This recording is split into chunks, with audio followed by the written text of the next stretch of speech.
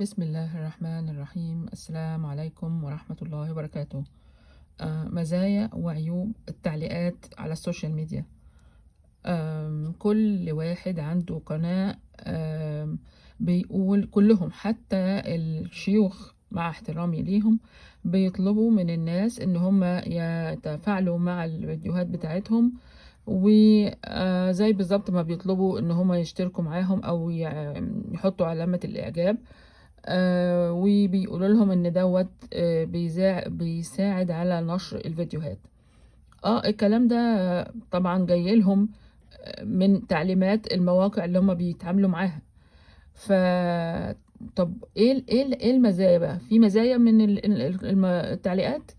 انا مش شايفه مزايا بصراحه، لانه معظم التعليقات لو انت يعني عجبك الفيديو بتروح دايس على اعجاب وخلاص.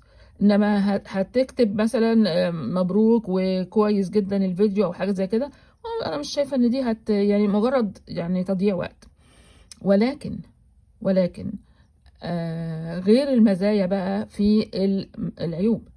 العيوب هي انه هذه التعليقات ما هي الا وسيلة اساسية للتجسس على بلاد معينة، ووسيلة سهلة جدا.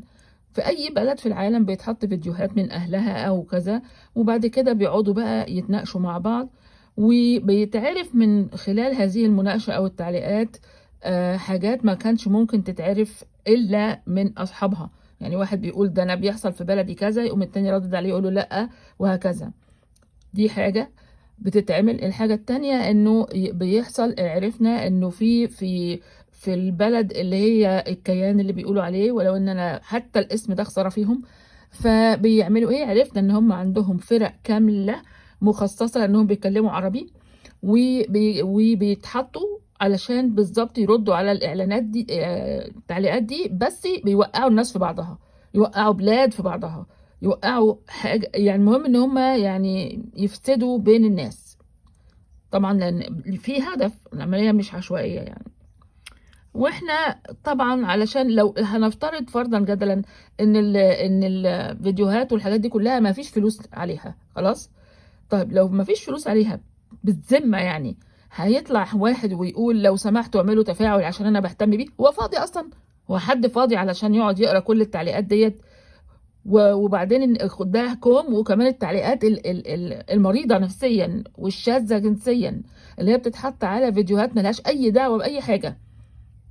والمفروض قال ايه على الناس دول؟ ان هم يتحملوا ويا اما يردوا بادب او يعني معرفش هيعملوا ايه، بس ده كله طبعا ضياع وقت انا شايفه. و او مثلا واحد يسأل سؤال هو عارف تماما اجابته ممكن يجيبها منين، خلاص ملوش علاقة بالفيديو او حاجة زي كده.